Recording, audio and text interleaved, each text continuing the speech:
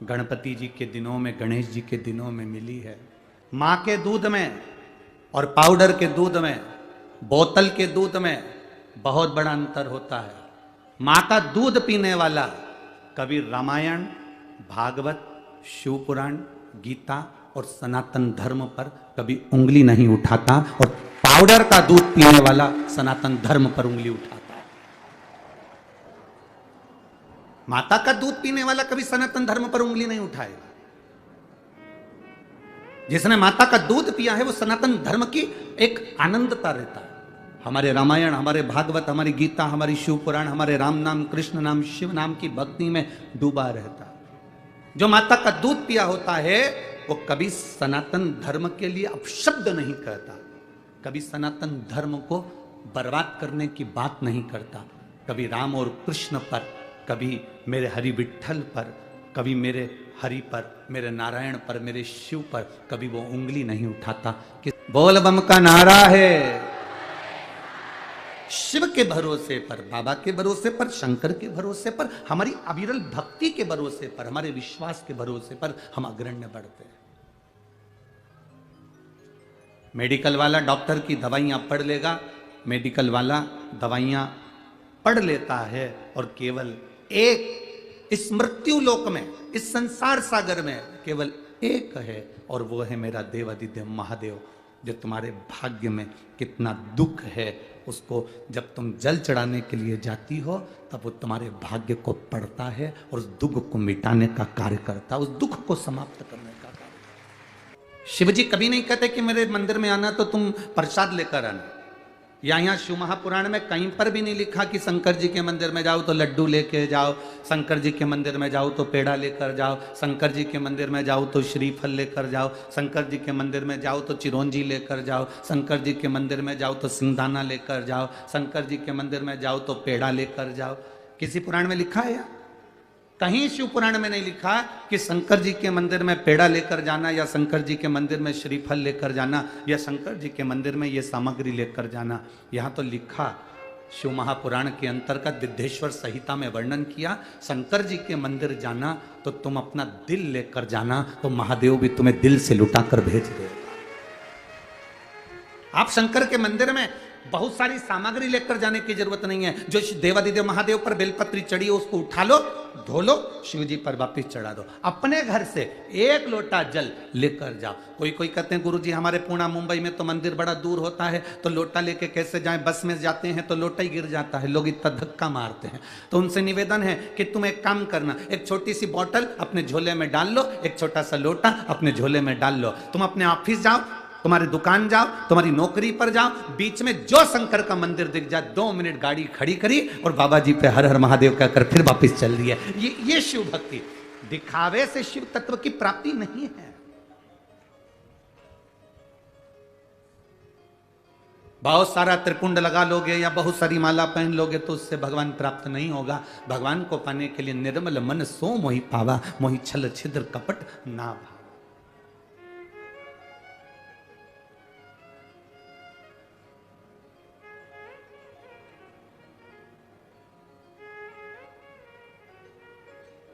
इसको सहजता नहीं कह सकते, इसको श्रेष्ठता नहीं कह सकते।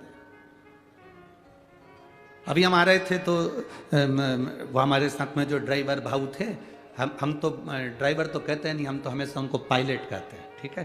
तो हमारे साथ में जो पायलट बैठे थे, जो ड्राइविंग कर रहे थे, तो उन्होंने देखा कि चौराहे चौराहे पर बहुत सारे भिखारी भीख मांग रहे थे। तो पीछे हमारा वो पवन बैठा था तो उसने कह दिया यहाँ पर भिक्षुक ज़्यादा हैं, यहाँ चौराहे चौराहे पर रुकते हैं और लोग मांगते। तो उसने कहा हाँ। तो हमने उस समय जवाब नहीं दिया, पर हम आज कहें आपसे कि वो चौराहे पर खड़ा हुआ भीख मांगने वाला वो भिखारी नहीं है। भिखारी कौन है? शिव महापुराण की कथा कहती है जिसको 70,000 रुपये तनख्वाह मिल रही, 60,000 रुपये तनख्वाह मिल रही, 80,000 रुपये तनख्वाह मिल रही, और उसके बाद भी अगर वो अपनी नौकरी पर बैठकर रिश्वत मांगता है तो वो दुनिया का सबसे बड़ा भिखारी है। इतनी तनख्वाह मिलने के बाद अगर तुम रिश्वत मांगो, इतनी तनख्वाह मिलने के बाद अगर तुम थोड़ा सा पैसा ज्यादा ले लो, इतनी तनख्वाह मिलने के बाद भी अगर तुम्हारा पेट नहीं भराता और तुम दूसरे से कुछ ना कुछ ज्यादा पाने की आशा रखते हो, तो चौराहे के भिखारी से बदतर तुम वो भिखारी हो। अपनी आनंदता के साथ आप अपनी जिंदगी नहीं जी पा रहे। हमारी ये शिव महापुराण की कथा, शिव भक्ति की कथा ये प्रदान करती है कि हमें किसी से मांगना नहीं, किसी से आशा रखना नहीं। यहां तो शास्त्र कहता है, आशा एक राम जी से दूजी आशा छोड़ दे, और नाता एक भोले जी से दूजा नाता तोड़ दे। यह संबंध एक निभाया, मांगो देवाधिदेव महादेव से मांगो, ये उसकी कृपा से हमें मिला है, ये उसकी दया से हमें मिला है। और उसकी कृपा बिना संसार में कुछ भी नहीं है।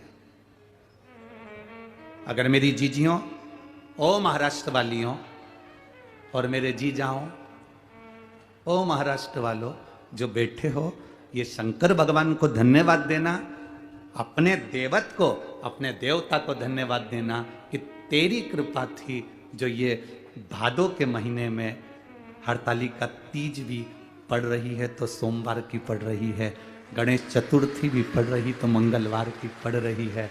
कितनी कृपा तूने करी कि इस भादों के महीने में ये मेरे पुणे महाराष्ट्र में शिवाजी की धरा पर, ये संतों की पुण्यमय भूमि पर ये शिव महापुराण की कथा प्राप्त हो रही है। कुछ तो पुण्य हमारे प्रबल हुए। मैं धन्यवाद दूं अश्विनीताई को, लक्ष्मण भाऊ जगताप जी को। ये साधुता है आपकी। कोई पुण्य जीव होगा, कोई पवित्र जीव होगा, उस पवित्र जीव के बल पर ये पुण्यमय आनंदमय कथा का रस तत्व मिल रहा है। बेलपत्री के वृक्ष के नीचे चोरी का धन लेकर पहुंचा था और भगवान शंकर की कृपा से उसके प्राण छूटे थे। 2 क्षण की शिव महापुराण की कथा सुनकर वो भगवान देवाधिदेव महादेव के धाम चले गए। कितनी देर की कथा सुनी थी? 2 क्षण की कथा, केवल 2 क्षण। कोई तुमसे पूछे शिव महापुराण में जाकर बैठते हो तो मिलता क्या है, उससे कहना 2 क्षण शिव महापुराण की कथा में पहुंच। शिव तक आपकी भक्ति है, उसमें विश्वास, दृढ़ता, तुम्हारा भरोसा है उसमें। और यहां जितने बैठे हो, चाहे पंडाल हो चाहे पंडाल के बाहर, तुम्हें जहां जगह मिल जाए वहां बैठ जाओ और बैठकर बाबा से अपने हृदय से, अपने दिल से इस 7 दिन की कथा, घर के लोग कहें पानी गिर रहा है, घर के लोग कहें त्योहार आ रहा है, घर के लोग कहें ये त्योहार है, कह देना मेरा बाबा मेरे गांव में आया है। इससे बड़ा त्योहार दुनिया का कोई त्योहार नहीं हो सकता। इससे बड़ा त्योहार क्या? खाली न जाता कोई दर से तुम्हारे, खाली न जाता कोई दर से तुम्हारे, मैं भी खड़ी हूँ नन्ही बाहें पसारे, अपने हृदय लगा लो, लगा लो, गिरा जा रहा हूं, उठा लो। ये शिव तत्व की प्राप्ति का केंद्र बिंदु है। हम तो कहेंगे शंकर भाऊ जगताप जी को आप बार बार धन्यवाद देना कि यह पावन कथा पुणे में आ गई है। बहुत बहुत साधु।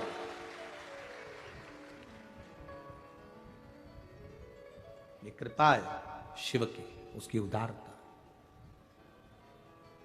भक्ति बिना नहीं, विश्वास बिना नहीं। समय आया देवराज बेलपत्री के वृक्ष के नीचे प्राणों को त्यागा तो शिव तत्व को प्राप्त हो।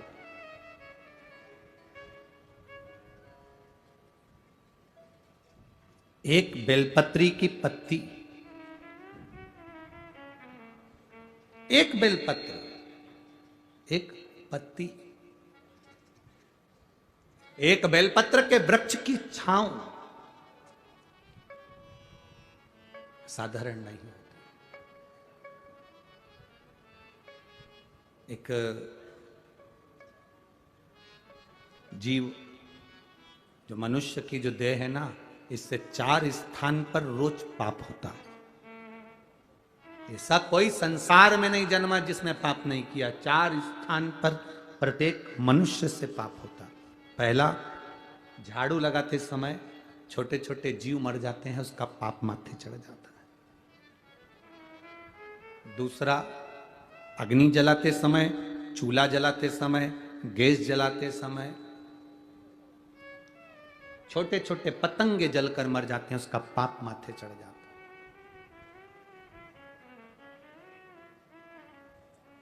स्त्री,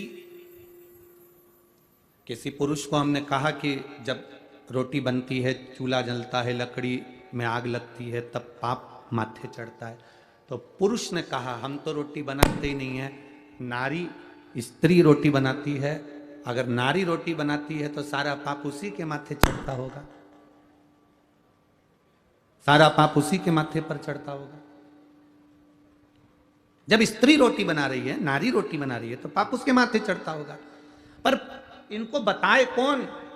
हमारे धर्म शास्त्रों के अनुसार गुरु गोरखनाथ जी का आप लोगों ने दर्शन किया? गोरखनाथ जी का फोटो देखा है? गुरु गोरखनाथ एक हाथ में कमंडल रखते हैं, दूसरे हाथ में चिमटा रखते हैं। क्या रखते हैं? चिमटा। चिमटा देखा है? महिलाओं के पास में चिमटा रहता है रसोई घर में। क्या काम आता है? रोटी को सेकने का। संत भी चिमटा रखते हैं, भजन गाने वाले भी चिमटा रखते हैं। बोलो बोलो, सही है कि गलत है? संत भी चिमटा रख रहे हैं, भजन गाने वाले भी चिमटा रख रहे हैं, और घर की नारी भी चिमटा रखती है। कभी स्त्री से पूछना कि तुम ये चिमटा क्यों रखती हो, और वो भी गैस के पास, चूल्हे के पास, किस लिए रखती है? क्यों रखती है? जैसे गुरु गोरखनाथ जी की, जहां पर सुंदर गोरखनाथ जी की, जहां पर सुंदर आनंद के साथ में मंदिर होता है, और वहां पर एक सुंदर धुनी जलती रहती है, उस धुनी में एक चिमटा फंसा रहता है। धुनी में जो बल मिलता है उस चिमटे के बल पर मिलता है। तो वहां की जो भस्म होती है, वहां की जो भभूति होती है, वो हमको सुख, एनर्जी और रोग से मुक्ति देती है। एनर्जी भी देती है और रोग से मुक्ति भी देती है। क्या होता है उस चिमटे से? क्यों स्त्री के हाथ में वो चिमटा आ गया? कभी सोचा, कभी विचार किया? संतों की कृपा। एक बार गुरु गोरखनाथ जी महाराज भ्रमण कर रहे थे। भ्रमण करते करते एक स्त्री पर उनकी दृष्टि पड़ी। गुरु गोरखनाथ ने देखा कि ये नारी बड़ी दुखी है, बड़ी दुखी। घर का भोजन बनाना, बर्तन धोना, कपड़े धोना, ध्यान देना, 4 स्थान पर व्यक्ति से पाप होता है। पहला, झाड़ू लगाने की जगह। दूसरा, अग्नि जलने के स्थान पर पतंगे जल जाते हैं। तीसरा, पानी भरते समय, कपड़े धोते समय, स्नान आदि कर्म करते समय, पोछा लगाते समय छोटे छोटे जीव मर जाते हैं, उसका पाप माथे चढ़ जाता है। और चौथा स्थान बताया, चलकर जाने में पांव के नीचे छोटे छोटे जीव मर जाते हैं, उसका पाप माथे चढ़ जाता है। 4 स्थान पर प्रत्येक मनुष्य से पाप होता है। गुरु गोरखनाथ जी ने उस स्त्री को देखा, उसको देखकर गुरु गोरखनाथ जी ने देखते से अपनी आंखों में जल भर लिया कि ये नारी जगत का कल्याण करने वाली है। इसके गर्भ में जो संतान जन्म लेती है वो विश्व का कल्याण करती है, और इस नारी के पास में पाप भ्रमित हो रहा है। जल का वो कपड़े धोती है, जीव मरता, उसका पाप माथे। अग्नि जलाती है, उसका पाप माथे। झाड़ू लगाती है, उसका पाप माथे। दिन भर चलती है, उसका पाप माथे। चरण के नीचे जीव मर जाते। इस स्त्री का कल्याण कैसे हो सकता है? इस नारी का कल्याण कैसे हो सकता है? गुरु गोरखनाथ बाबा ने उस नारी के हाथ में, बस उसी समय नारी के पास में गुरु गोरखनाथ जी ने अपनी सूचना पहुंचाई कि नारी, अगर एक जैसा चिमटा मैं रखता हूं और चिमटे से पाप दूर भाग जाता है। वो चिमटा अगर नारी के रसोई घर में होता है तो पाप दूर भाग जाता है। कितनी माताएं बैठी हैं जिनके घर में है रोटी, कई काम लेती हो ना, उसको कहां रखती हो? रसोई घर में, गैस के पास में रखा रहता, कहीं टंगा रहता, कहीं पास, जहां अग्नि है, जहां चूल्हा है, उसके पास में चिमटा।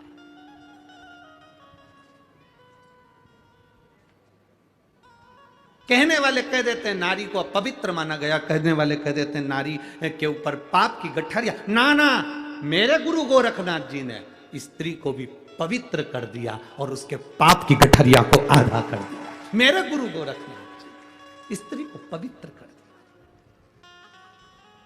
शिव के अवतार हैं गुरु गोरखनाथ, भगवान शंकर के अवतार। किसी का दुख, गुरु गोरखनाथ जी किसी के दुखी के दुख को देखकर स्वयं गोरखनाथ जी भी दुखी हो जाते थे और विचार करते रहते थे गुरु गोरखनाथ की इसको सुख कैसे मिले, इसको सुख का अनुभव कैसे हो।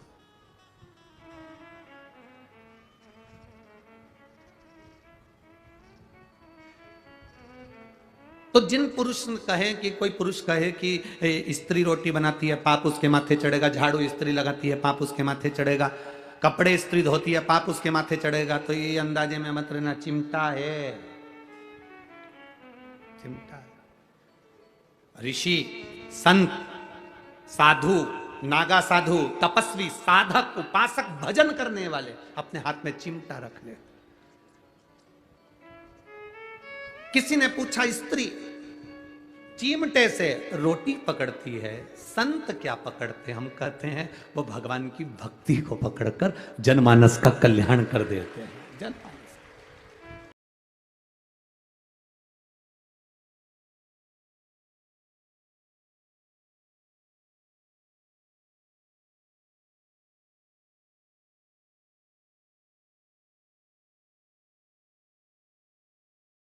दर्शन कभी करे हो आपने? शिव जी समाधि में लीन, त्रिपुंडधारी त्रिशूलधारी समाधि में लीन है और उनके पास में चिमटा गड़ा हुआ।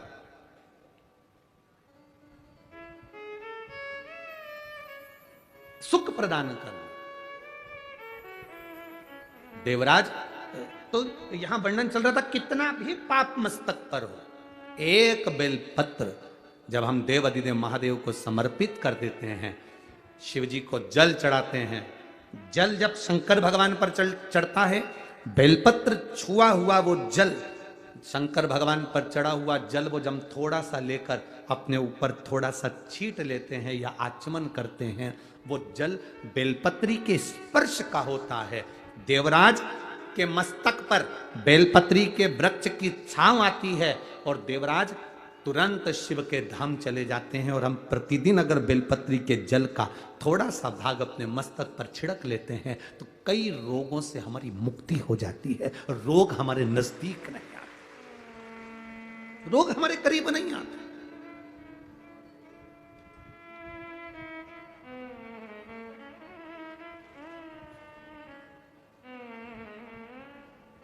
अष्ट विनायक में एक विनायक,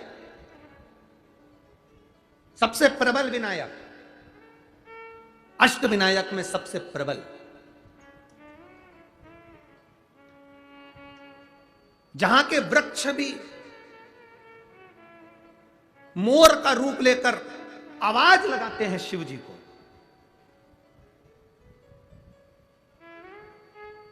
जहां की नदी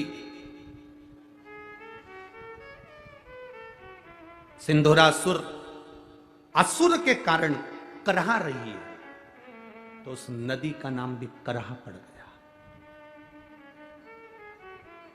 ऐसे देवाधिदेव महादेव, ऐसे मेरे शिव, ऐसे मेरे विनायक में एक विनायक,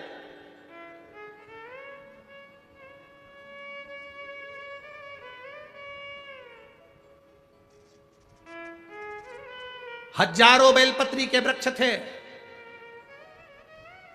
हजारों बेलपत्री के वृक्ष मोरगांव के अंदर, हजारों।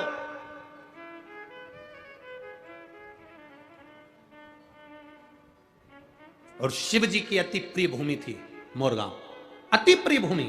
पूर्णा के इस पवित्र आनंद में, पूर्णा के इस जिले के अंदर, पुणे के अंतर्गत ये मयूरेश्वर सुंदर गणेश जी के अष्ट विनायक में एक विनायक है। शायद हमारे हिसाब से तो अष्ट विनायक की पहली यात्रा यहीं से प्रारंभ होती होगी। जहां तक अगर विचार हो तो मयूरेश्वर से ही प्रारंभ होती है। अष्ट विनायक की पहली दर्शन यात्रा अगर कोई निकलती होगी तो मयूरेश्वर से निकलती होगी। पहली मयूरेश्वर आता होगा, फिर उसके बाद दूसरे दूसरे गणेश। क्यों? हजारों बेलपत्री के वृक्ष, शिव जी की परम प्रिय भूमि। आज देवादिदेव महादेव ने माता पार्वती जी को साथ लिया। जिस समय पर देवराज के प्राण छूट गए, शंकर भगवान ने देवराज को नंदी पर बिठाया। नंदी पर बिठाकर भगवान शंकर देवराज को लेकर कैलाश धाम चले गए तो पार्वती जी ने भगवान शिव जी से प्रश्न किया। भगवान शंकर से प्रश्न कर रही मां पार्वती, मां जगत जननी, मां जगदम्बा, बाबा ये देवराज तो महापापी था, इसने तो धन चुराया लोगों का, वैभव चुराया लोगों का। हम आपसे एक निवेदन करेंगे, आप जब भी कथा सुनने के लिए किसी पंडाल में जाओ, चाहे सियोर वाले महाराज के यहाँ कथा में आओ, चाहे किसी महाराज के यहाँ जाओ, चाहे भागवत सुनने जाओ, चाहे रामायण सुनने जाओ, चाहे शिव महापुराण की कथा सुनने के लिए जाओ, हम दूसरी पुराण से हम ये नहीं कहेंगे कि भागवत में या रामायण में तुम जेवर पहनकर जाओ कि ना जाओ, पर शिव महापुराण में कभी भी कथा सुनने आना तो सोने का कोई जेवर, कोई सोने का मंगलसूत्र हो, सोने की चेन हो, सोने का हार हो या वीआईपी कोई चीज हो, तो वो कथा के, ये अग्नि का ध्यान रखिएगा, थोड़ा सा दिया ऐसा सरका, नीचे से पकड़ के सरका, बस ठीक है, ठीक है। शिव महापुराण की कथा में कभी भी जाना, सोने का ज्यादा आभूषण नहीं, कुछ नहीं सोने, मेरे ओघड़ी जैसे जाओ। हम शंकर जी को दिखाने जा रहे हैं कि शंकर जी से मांगने जा रहे हैं? हम शिव जी से कहने जा रहे हैं कि तेरा नाम कुबेरेश्वर महादेव है, तेरा नाम कुबेरेश्वर महादेव है, तो कुबेर का भंडार भरने वाला है, तो साधारण नहीं है। हम तेरे चरणों में आए हैं और जो देगा तू देगा। यहां आने से पहले आपसे सोने की चेन, मैन, मंगलसूत्र, जो भी सोने का सामान है आपके पास में जो आर्टिफिशियल है वो पहन, पर यहां सोने का आभूषण नहीं, उसके द्वार पर आ रहे। कारण तुम्हारा कोई सामान चले गया तो तुम्हारा दिल दुखेगा, और तुम्हारा दिल नहीं दुखेगा, सबसे ज्यादा दिल मेरे महादेव का दुखेगा कि इसकी कोई वस्तु यहां आई थी और चली गई। दिल महादेव का। और एक बात आप लोगों से कहना चाहेंगे, चोटों की तो आदत रहती है, वो आते हैं, जैसे कथा सुनने धर्मात्मा आते हैं, पुण्यात्मा आते हैं, संस्कारवान लोग आते हैं, बड़े पुण्य वाले लोग आते हैं, तो कथा सुनने चोटे भी आते हैं। ऐसा नहीं है कि नहीं। पर एक बात बताओ, चोटों ने ना जाने कितनी कथाओं में कितनी चेन काटी होगी, एक चेन अगर काटी होगी तो लाख रुपए की होगी। बोलो तो सही है कि गलत है? जम के तो बोलो जरा, सही है ना? 1,50,000 रुपए की एक चेन काटी होगी, एक कथा में ना जाने कितनी चेन काटी होगी। अभी तक तो चोर भी करोड़पति बन गया होता, पर आज तक चोटा ही दिया। आज तक चोटे से प्रमोशन नहीं कर पाया, और जिनकी चली भी गई, देवादिदेव महादेव ने उसको और 2 तोला बढ़ाकर उसके गले में डलवा दी। ये चली भी गई तो उसने दे, पर चोटे का प्रमोशन नहीं हुआ। तो मेरा निवेदन है चोटों से कि तुम्हारा प्रमोशन आज तक नहीं हुआ और ना होगा। अगर किसी का दिल दुखाओगे तो जिंदगी में कभी सुखी नहीं रह पाओगे, ये निश्चित रखिए। आप सुखी रहे, हम शिव महापुराण की कथा कहती है अड़भंग शिव है, अड़भंग। शंकर की भक्ति में जब जाना, शंकर की भक्ति में जब पहुंचना, तब अपने हृदय से पहुंचना, दिखावे से नहीं। शंकर को छल की जरूरत नहीं है, शंकर को छल नहीं चाहिए, शंकर को एक लोटा जल चाहिए। छल से कभी शिव प्रसन्न नहीं हुआ, शंकर कभी प्रसन्न नहीं हो सकता तुम्हारे छल से। शिव की प्रसन्नता ही सारी समस्या का हल, एक लोटा जल। ना तो यहां पर कोई बेल है, ना भभूति है, ना कोई तंत्र है, ना मंत्र है, ना कोई कुछ भी यहां पर नहीं है। शिव महापुराण में कुछ भी नहीं। शंकर जी को दिखावा प्रिय नहीं है तो हम दिखावे की बात क्यों करें। यहां तो केवल एक चीज चलती है, मुख से निकला हुआ श्री शिवाय नमस्तुभ्यम, और दूसरा है तुम्हारे हाथ में एक लोटा जल। बस इससे तुम दुनिया में विजय प्राप्त कर सकते हो। दुनिया में जैसे शिवाजी महाराज के पास में क्या था, शिवाजी के पास में क्या था। एक बार शिवाजी ने अपनी माता से पूछ लिया, मां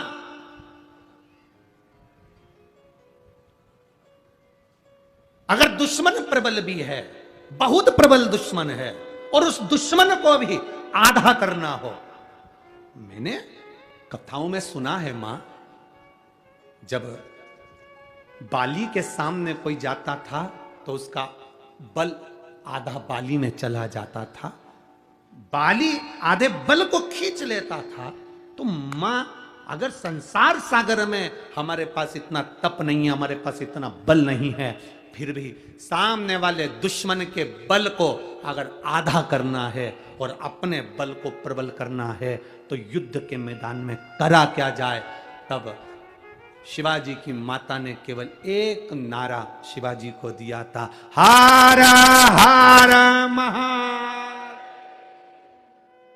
एक नारा शिवाजी को दे दिया, शिवा जब तू टूट पड़े, तेरे सामने तेरे हाथ में अगर तलवार भी नहीं हो तब महादेव के नाम को पुकारना, सामने वाले का बल आधा हो जाएगा और तू विजय होकर आएगा।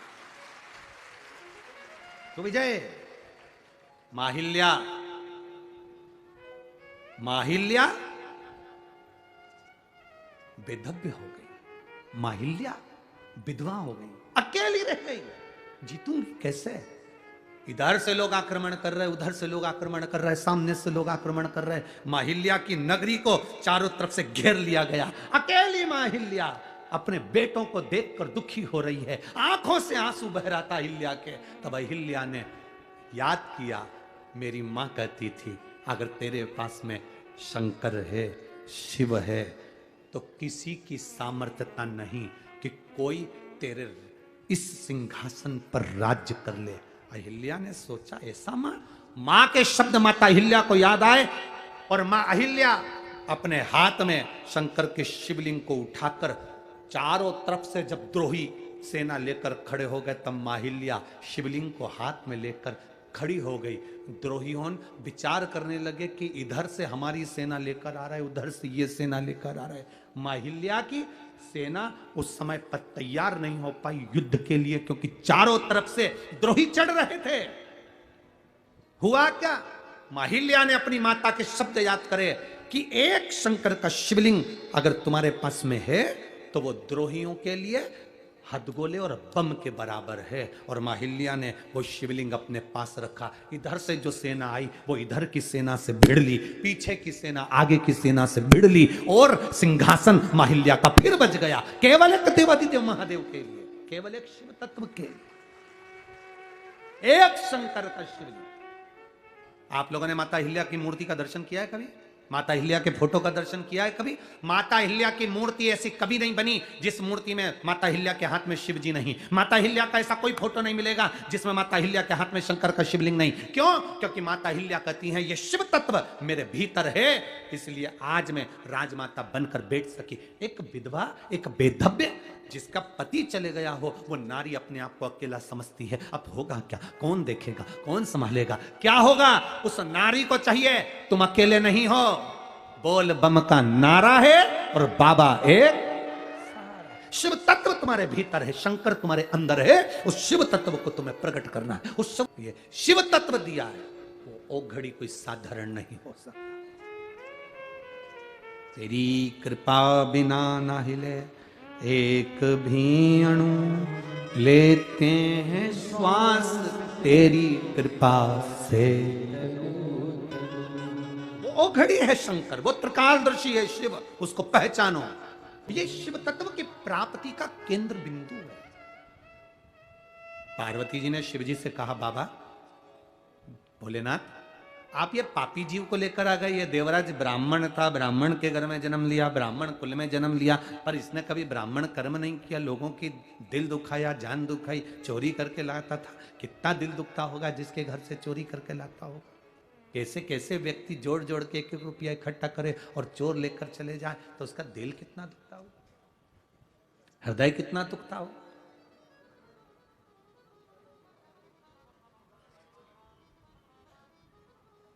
कितना दिल दुखता होगा, कितना हृदय द्रवित होता होगा। महाराज,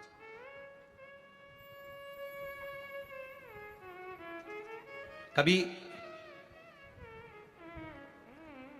हमारा दिल दुखता है एक घोड़े को देखकर, उस पे लोग बैठकर जा रहे हैं, एक बैल,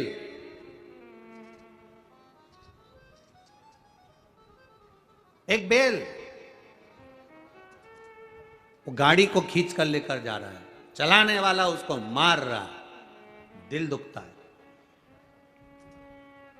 पर कभी उस बैल के पूर्व के जन्म के क्रम को उठाकर देखना, तो विष्णु पुराण में लिखा है कि ये जितने योनियां मिलती हैं, ये योनियां अगर घोड़ा बना और उस पर चाबुक पड़ रहा है, कोई बैल बना उसको लोग डंडे से मार रहे हैं, कोई जानवर उसको लोग पीट रहे हैं, वो चले जा रहा है, आंख से आंसू बहते चले जा रहे हैं, इनको देखो तो अपने को दिल दुखता है कि ये क्यों मार रहे हैं। पर विष्णु पुराण कहती है, गरुण पुराण कहती है, पूर्व में इसने किसी का दिल दुखाया था, इसलिए वो जिसका दुखाया था वो कोड़े से पीट पीट कर उसको चला रहा है।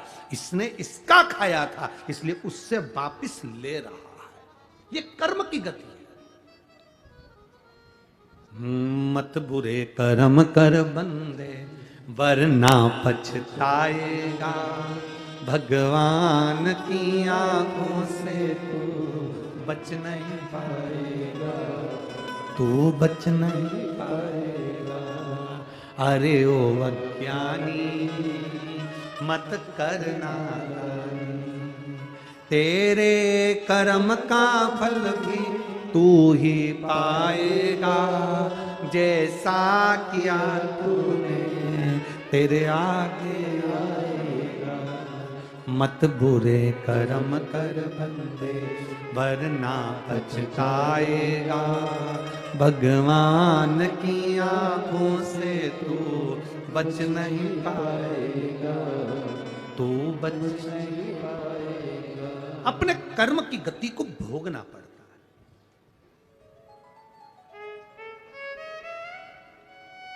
भोगना पड़ेगा। एक कथा पहले कही है, आपके स्मरण में होगी। एक चोर चोरी करने सेठ जी के यहाँ गए। सेठ जी बड़ा दयालु था, कोई उधार मांगने आता था तो उसको दे देता था। सेठ जी, मेरी बेटी की शादी है, ले जा। कब देगा? ये जन्म में देगा कि वो जन्म में देगा? जो ईमानदार होता था वो कह देता था यही जन्म में दे दूंगा। जो खाने की नियत रखता था वो कहता था अगले जन्म में दूंगा। उसको मालूम है कि अगला जन्म किसने देखा। सेठ जी उधार दे देता था। अब उधार देता रहा। एक चोर को मालूम पड़ गया सेठ जी के पास बहुत धन है, उधार देता है। तो चोर ने कहा चलो अपन उधार भी ले लेंगे, तिजोरी भी देख लेंगे, रात को जाएंगे सब माल चुरा लेंगे। चोर गया, सेठ जी मेरी बेटी की शादी है, 25,000 रुपए की जरूरत है। सेठ जी ने कहा ले ले। ये जन्म में देगा कि अगले जन्म में देगा? अब चोर तो चोर, उसने कहा अगला जन्म किसने देखा? सेठ जी अगले जन्म में दूंगा। ठीक है ले जा, दे दिया। उसने तिजोरी देख ली। रात को चोर आया चोरी करने के लिए। सेठ जी क्या बहुत सारी भैंस बंधी हुई थी, उस भैंस के तबेले में चोर घुस गया। उसने कहा सेठ जी जाएंगे, रात को इनकी तिजोरी का माल चुरा लूंगा। रात हो गई, सेठ जी जाने लगे। सेठ जी जैसे ही गए, आपस में भैंस सब बात करने लगी। एक भैंस ने दूसरी भैंस से पूछा, क्यों री भैंस जी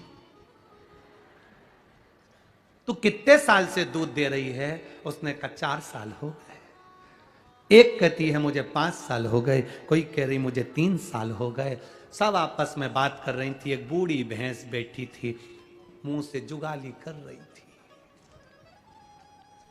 किसी ने पूछा, भैंस अम्मा, ओ भैंस अम्मा। इतने में भैंस बोली, क्या है ये बताओ, अपन इतनी सारी भैंस इस सेठ जी के यहाँ दूध क्यों दे रही है? इतने में भैंस बोली, ये सेठ बहुत चतुर है, उधार देता है, पूछता है ये जन्म में दोगे कि अगले जन्म में दोगे। जो इस जन्म में नहीं देता, अगले जन्म में अपने जैसी भैंस बन के निचोड़ निचोड़ के देता। देना पड़ेगा। इस जन्म का इस जन्म में देते चलो। पहले भी कथा में कहा, कपड़े पर कॉफी गिर जाए तो अब्बी की अब्बी धो लो, चाय गिर जाए तो अब्बी की अब्बी धो लो, सब्जी गिर जाए तो अब्बी की अब्बी धो लो। 2-3 घंटे के बाद चाय दोगे तो दाग धुलेगा? बोलो बोलो, जम के बोलो रे। नहीं धुलेगा। चाहे तुम अच्छे पाउडर से धो, चाहे कैसे भी धो, चाय गिरी तुरंत धोया, चाय साफ। कॉफी गिरी तुरंत धोया, कॉफी साफ। सब्जी गिरी तुरंत धोया, सब्जी साफ। बाद में धोगे तो वो दाग रह जाएगा। इसलिए पाप अगर अभी करो तो अभी साफ करो, अभी।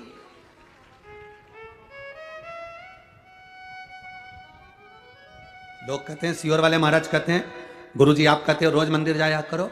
क्यों जाए हम मंदिर रोज? रोज चाय गिर रही है, रोज कपड़ा तुरंत साफ करो। रोज मोबाइल पे दिन भर झूठ बोलते हो, इसलिए एक लोटा जल चढ़ा के साफ।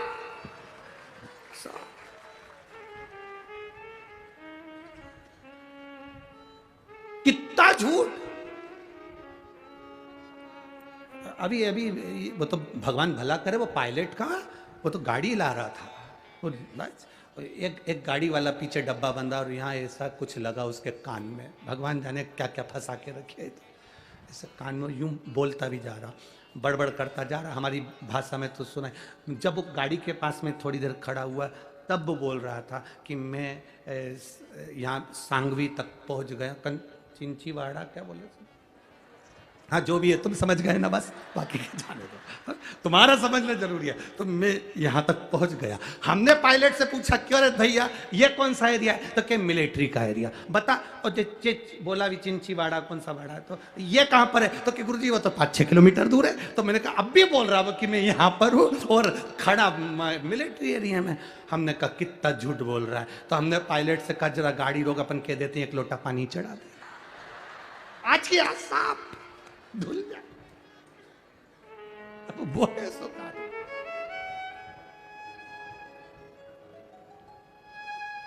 अभी चाय गिरी, अब भी धो लो। पानी की सब्जी गिरी, धो लो। अभी की अभी कॉफी गिरी, धो लो। कपड़ा साफ। रोज पाप करते हो तो रोज शंकर जी के मंदिर जाके एक लोटा जल चढ़ा के अपने पाप को रोज धो लो। कपड़ा साफ, रोज साफ, क्लीन। फिर तो लोग भी तुमसे पूछ लेंगे, जैसे पुराने जमाने की टीवी पे पूछते थे, राजू तुम्हारे दांत तो मोतियों जैसे चमक रहे हैं। बस फिर कोई भी तुमसे पूछ लेगा, कमला बहुत क्वीट क्वीट दिख रही हो। फिर कोई भी पूछ लेगा तो तुम कह सकती हो, ये चमक ये दमक फुलवन में महक सब कुछ सरकार तुम ही से है। एक लोटे जल की चमक है जो मेरे चेहरे पर चमक रही है। फिर कह सकते हो क्रीम की चमक 2 महीना 3 महीना 4 महीना 6 महीना रहती है, पर अच्छे कर्म की चमक मरते दम तक रहती है, आखिरी तक चमकता है। और तुम देख लो, तुम खुद देख लो, एक होती है सास, एक होती है बहू। बहू को देखना तुम कितना मेकअप करती तब चमकती, और सास को देखना ओल्ड इज गोल्ड, कितनी चमकेगा सास को एकदम चमक।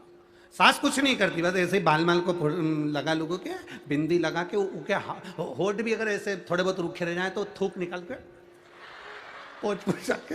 और सास तो 1-2 घंटे तक ऐसी कुछ भी नहीं करती तुम्हारे जैसी कि 1 घंटे तक तुम पहले लाइन खींचाओ फिर वहां में डब्बा भरो, ऐसी सास नहीं करती। सास तो एक ही बार में ऐसी लिपस्टिक भी ले लेंगे तो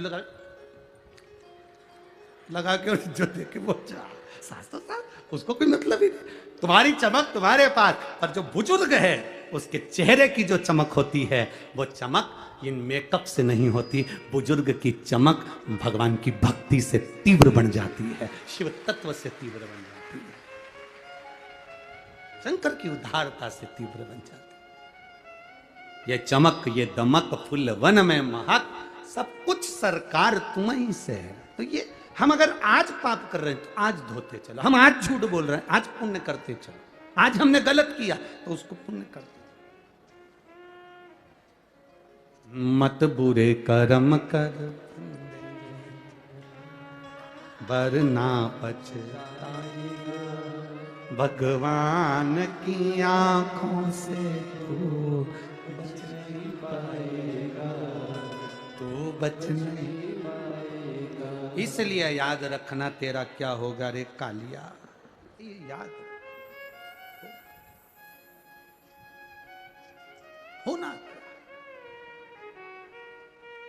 अपनी चित्त वृत्ति को परमात्मा में। देवाधिदेव महादेव से माता पार्वती जी ने पूछ लिया कि ये तो पापी जीव है, चोरी करता था, गलत काम करता था, और इसको तुम नंदी पर बिठा कर लेकर आ गए, इसको तुम यहां लिया, नंदी पर बिठा कर लेकर आ गए, नंदी पर लेकर आए।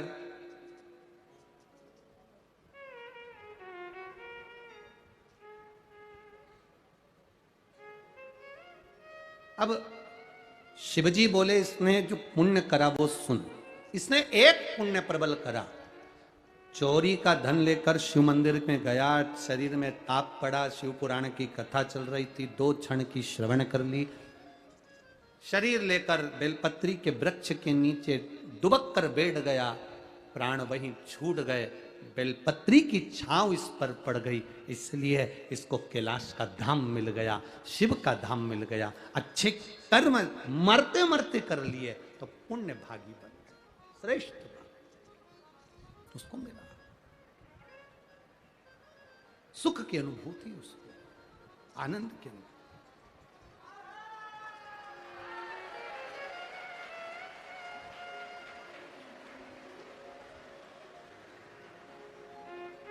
बोल गंगेश्वर महादेव की, हर हर गंगे। शिव तत्व की प्राप्ति है। पार्वती जी ने शिव जी से जब बात करी, संवाद किया, कहा, निवेदन करा, प्रार्थना, बाबा मेरे एक मन है। शिव जी ने पूछा क्या? क्या पापी से पापी जीव भी अगर बेलपत्री के वृक्ष की छांव के नीचे आ जाता है तो उसका कल्याण हो जाता है? क्या उसकी मुक्ति हो जाती है, उसका मोक्ष हो जाता है? बाबा कहते हैं सुनो पार्वती, जिसके आंगन में, जिसके घर में एक बेलपत्री का पौधा होता है, जिसके आंगन में, जिसके घर में एक बेलपत्री का पौधा होता है, या उसने आंगन में या घर में बेलपत्र ना लगाई हो, किसी मंदिर में, देवालय में, शिवालय में, बगीचे में, बाग में, सरोवर के तट पर, बावड़ी के तट पर, जंगल में, कहीं किसी स्थान पर अपने जीते जी अगर उसने एक बेलपत्री का पौधा लगाया होता है, शिव जी कहते हैं उस जीव का दूसरी बार पृथ्वी पर जन्म नहीं होता, वो शिव धाम को चला जाता है, शिव धाम को चला।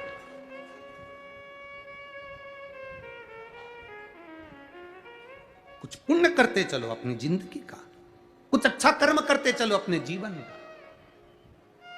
आप लोग अगर शिव महापुराण की कथा को सुनने के लिए आते हो, हम आपसे कहते हैं कि 2 पानी की बोतल लेकर आना, अपना साथ कुछ शिव भक्तों का मुंह झूठा कराने का लेकर आना। बोलते हैं कि नहीं बोलते? कि मिला मौका, अपने नगर में अगर कोई आया है तो भूखा ना रहे, एक बिस्कुट का पुड़ा ही दे देना, भले एक टॉफी दे देना, पर मुंह झूठा जरूर। आज एक और बात कहेंगे, इस बारिश के मौसम में अगर कथा सुनने आओ तो छाते भी 2 लेकर आना। कम से कम अगर कहीं बैठे हो और कहीं नहीं है, पंडाल में व्यवस्था नहीं हो पाई कोई व्यवस्था, तो आप ले भैया तू लेके बैठ जा, हम जाए जब हमें दे देना हो वापिस हमें देना, हम वापिस रख लें, फिर दूसरे बैठने का साधन। पार्वती जी शिव जी से कह रही हैं, पापी से पापी जीव का कल्याण है बेलपत्र। हाँ,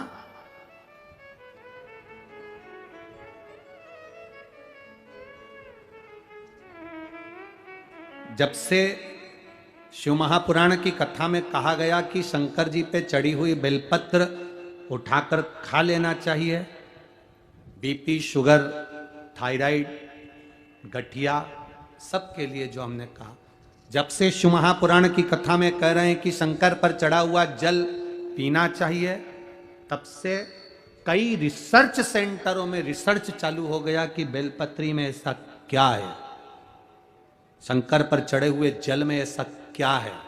रुद्राक्ष का गला हुआ जल शंकर को चढ़ाने पर पीने में रुद्राक्ष में ऐसा क्या है।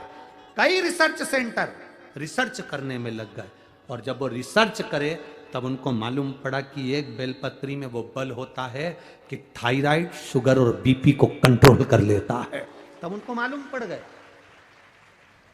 शंकर भगवान पर शिवलिंग पर चढ़े हुए जल में वो तेज पुंज होता है। शिव जी पे चढ़े हुए शंकर भगवान के शिवलिंग पर बेलपत्र चढ़ती, धतूरा चढ़ता, पुष्प चढ़ता, उसका जो जल अगर मिल भी गया, स्पर्श हुआ, जल भी हमारे को प्राप्त हुआ है, तो उसका फल क्या हो, उसको आनंदता प्राप्त हो। ओघड़ी है शिव। आपकी भक्ति जितनी आप दिल से कर सकते हो। कथा तो टीवी पर भी आएगी, कथा तो बहुत सारे पहले लोग भागवत करते थे, अब तो लोग इस कथा को, शिव महापुराण को सुन सुन के, लिख लिख के, अब सब जितने भागवत वक्ता के साथ में कहें तो वो सब शिव वक्ता भी हो गए, सब शिव पुराण करने लगे, सब कथा करने लगे। पर दिल से अगर आप सुन रहे हो, दिल से श्रवण कर रहे हो, और इसका गौरव होता है हमको कि लोग कम से कम शिव पुराण बांचने तो लगे। जब टीवी पर खोलो तो कम से कम शिव पुराण सुनने को कई महाराज बोलने तो लगे। पहले तो लोग शिव पुराण को छूते तक नहीं थे, घर में नहीं लाते थे, लोग पढ़ते नहीं थे। शंकर के मंदिर कौन जाता था? आप अपने क्षेत्र में जहां जहां से आई हो, आपके मोहल्ले में शंकर के मंदिर पुराने समय में निकाल कर देखना, कोई नहीं जाता। केवल सावन में शिवरात्रि पर चलेगा या सोमवार को चलेगा तो चलेगा, बाकी के रोज नहीं जाते। आज के समय में शंकर जी के मंदिर में कम से कम 2 या 3 मिनट तक तुम्हें खड़े रहना पड़ता है जल चढ़ाने के लिए। ये प्रभु की कृपा है, ये उदारता शिव की। दिल से अगर सुन रहे हो, शिव महापुराण की कथा हृदय से सुन रहे हो, भले टीवी के सामने सुनो, मोबाइल पर सुनो, चाहे पंडाल में बैठकर सुनो, पंडाल में जगह नहीं तो बाहर बैठकर सुनो, अपनी एक बिछाने का साथ लाकर बैठो, आसन लगाओ, छाता लगाओ, प्रेम से कथा का रसतत्व ग्रहण करते हुए भाव से सुनो, खाली नहीं छोड़ेगा। शिव है वो शिव। शंकर भगवान से पार्वती जी ने कहा, पापी से पापी जी उतर जाता है? हाँ, एक बेलपत्र का पौधा जिंदगी में जिसने कहीं पर भी लगाया हो, घर पे नहीं लगा सकते, बाहर लगा, जंगल में लगा, तो कहीं जा रहे हो बगीचा पड़ जाए वहां लगा, पर लगाओ एक। पुनरपि जननम और पुनरपि मरणम के प्रपंच से व्यक्ति छूट जाता, इस प्रपंच से छूट।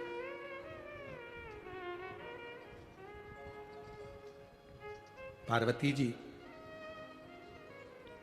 शिव जी से कहती हैं, जैसे आप नंदी पर बिठाकर देवराज नाम के ब्राह्मण को लेकर आए हो, एक बार मुझे नंदी पर बिठाकर जिस भूमि पर सर्वाधिक वृक्ष बेलपत्र के हों, उस भूमि पर मुझे भ्रमण कराकर लेकर आइए, घुमा कर लेकर आइए। अभी आपको कहा था, जहां पर मयूरेश्वर विनायक विराजमान है, अष्ट विनायक में से एक, वो पूरा मोरगांव सब दूर बेलपत्री के वृक्ष थे, जहां पर देवाधिदेव महादेव माता पार्वती को नंदी पर बिठाकर भ्रमण कराने लेकर आए। एक स्थान पर शंकर भगवान पार्वती को लेकर बैठ गए, नंदी से कहा, नंदी तुम भ्रमण कर कर आओ जब तक हम यहां विराजमान हैं। नंदी घूमने के लिए गए। नंदी उस बेलपत्री के वन में जब घूम रहे थे तो नंदी ने क्या देखा कि एक स्त्री कराह रही है, एक स्त्री कराह रही है। कराह का मतलब है कि वो पुकार रही है, करा रही है, कहां कर रही है। कोई दर्द होता है, कोई कष्ट होता है तो व्यक्ति कराहता है, करा रही। नंदी को समझ में नहीं आया कि ये कौन स्त्री है जो इतनी कराह रही है, ये कौन स्त्री है जो इतनी कांख रही है, इतनी चिल्ला रही है। थोड़ी देर बाद नंदी ने देखा कि स्त्री तो करा रही थी, थोड़ी देर बाद नंदी क्या देखते हैं कि वहां बहुत सारे मोर, वो भी कराह रहे हैं, वो भी पुकार रहे हैं, वो भी चिल्ला रहे हैं। मोर भी करा।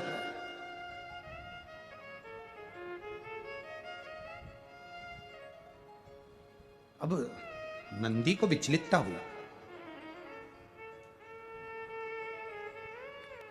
आप लोग तो अष्टविनायक की इस पवित्र भूमि पुणे में रहते हो, आप लोगों को तो ये कथा जरा ज्यादा याद होगी, क्योंकि आप लोग मयूरेश्वर विनायक तो गए हो सभी लोग, तो गए होगे तो आप लोगों को ये कथा तो ज्यादा मालूम होगी। हम लोग तो केवल मुद्गल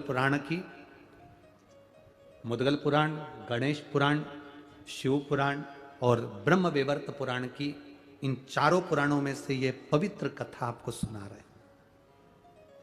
कोई आपसे पूछे कि गुरुजी ने अष्टविनायक की कथा काय में से सुनाई, ये पूरा चरित्र काय में से सुनाया, तो आप कह सकते हो मुद्गल पुराण में से श्रवण कराया। आप कह सकते हो ब्रह्म वैवर्त पुराण में से, गणेश पुराण में से, शिव पुराण में से श्रवण कराया। मुद्गल पुराण कह रही है बहुत सारे मोर करा रहे हैं, बहुत सारे मोर करा। एक स्त्री कराती, नंदी के मन में भाव आया कि स्त्री करा रही है, स्त्री पुकार रही है, स्त्री रो रही है, तो नंदी के मन में आया कि ये स्त्री करा रही है, इससे जाकर पूछूंगा। पर थोड़ी देर में नंदी ने क्या देखा कि बहुत सारे मोर भी करा रहे हैं, बहुत सारे मोर भी रो रहे हैं, बहुत सारे मोर भी पुकार रहे हैं, वो भी कराहने में लगे। नंदी विस्मय में पड़ गए, विस्मय में पड़ गए। अब थोड़ी देर बाद नंदी विस्मय में पड़े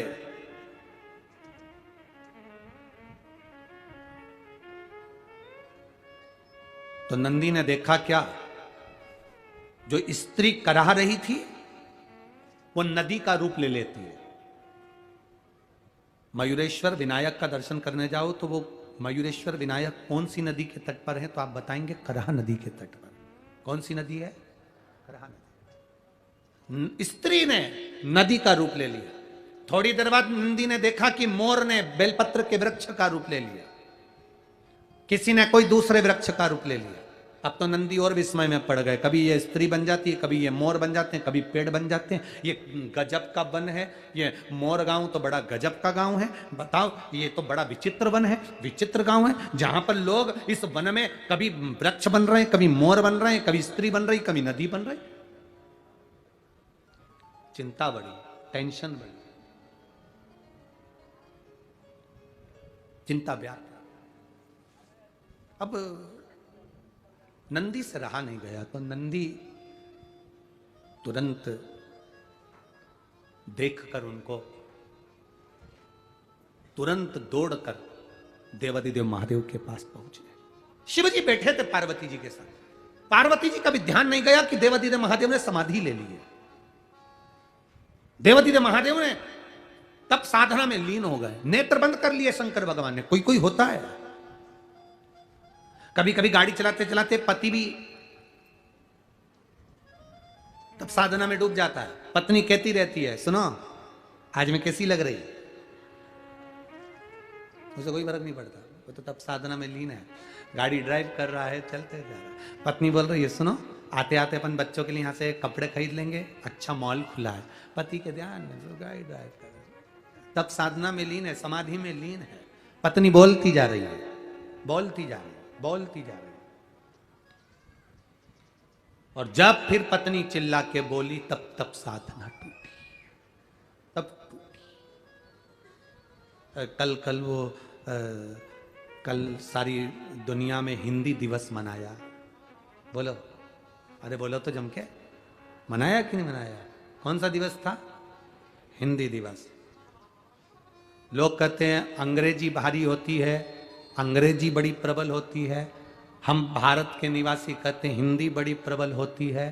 तो उन्होंने, किसी ने पूछा हिंदी कैसे प्रबल होती है? हमने कहा किसी के भी घर में चले जाओ, जब झगड़ा हो रहा हो तो पत्नी एक ही बात कहती है, बार बार नहीं समझाऊंगी, एक बार अच्छी हिंदी में समझा दी ना तो फिर मत बोल।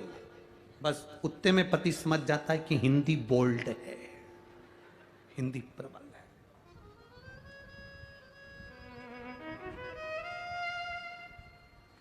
फिर निवेदन करेंगे, माथे पर बिंदी, मुख में हिंदी, ये भारत की निशानी है, ये भारत का गौरव है, भारतीय की निशानी है। मस्तक पर बिंदी हो, और मुख में हिंदी।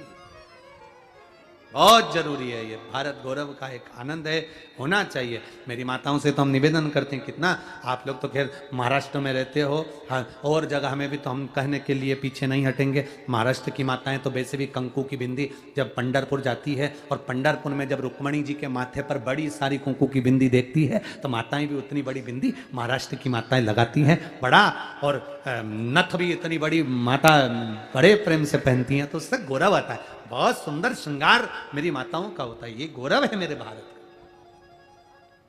गौरव।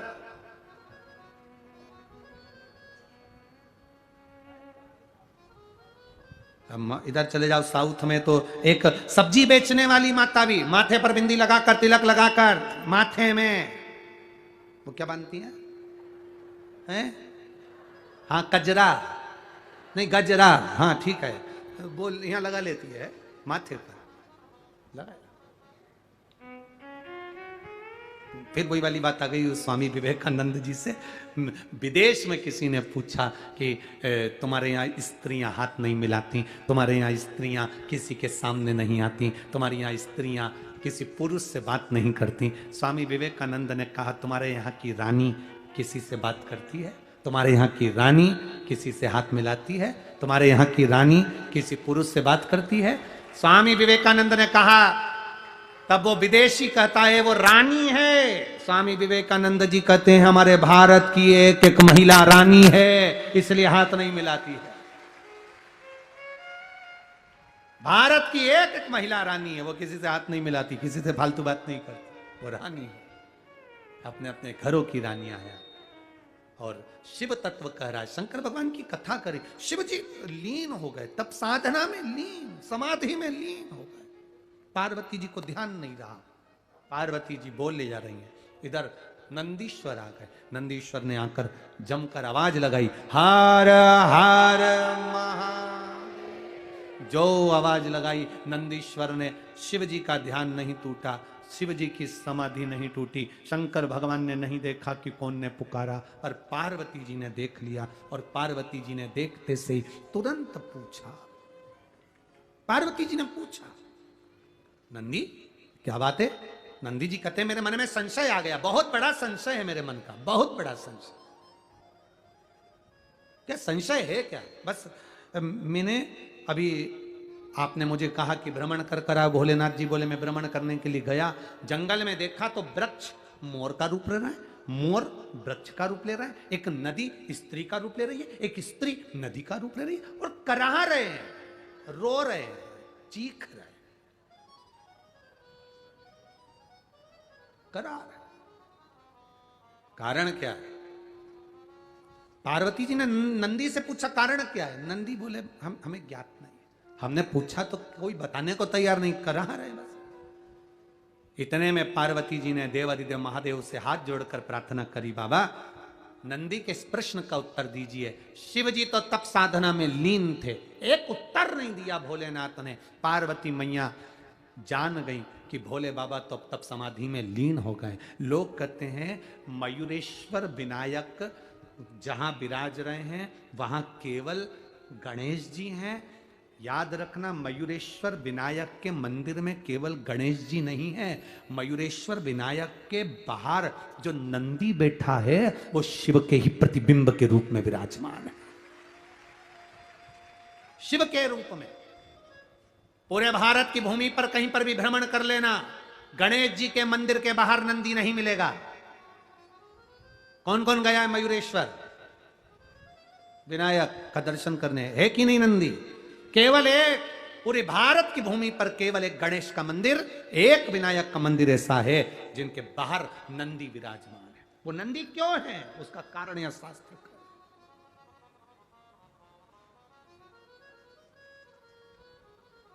ये पूना की भूमि, ये पुणे की जो धरा है, ये पुणे की जो भूमि है, ये कोई साधारण भूमि नहीं है। यहाँ बहुत देवताओं ने आकर तप साधना करी, मेरे महादेव की पवित्र भूमि है।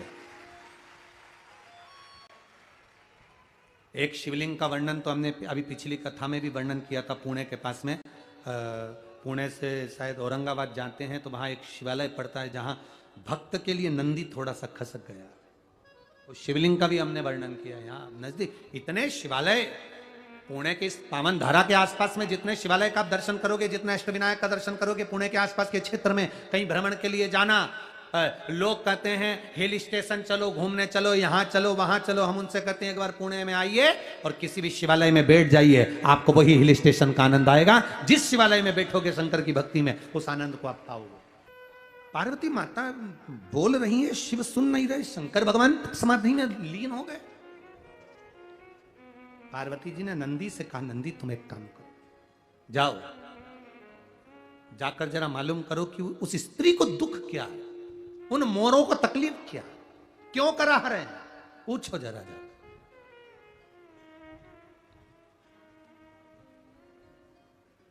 नंदी फिर गए और अब की बार जो नंदी गए तो भगवान देवादिदेव महादेव का स्मरण करते करते नंदी चले उस मोर गांव की ओर, वन की ओर, पता करने के लिए शिव नाम लेते लेते जा रहे हैं। इधर बिंदुक नामक का ब्राह्मण चोरी का धन लेकर जल में गिर जाता है, मर जाता है, प्रेत योनि में पड़ जाता है। चंचुला देवी पार्वती जी के कहने से शिव महापुराण की कथा करवाती हैं और देवादिदेव महादेव, माता पार्वती जी, ईश्वर जी और गोरा जी बनकर शिव पुराण के यजमान बनकर कथा श्रवण करने के लिए जाते हैं।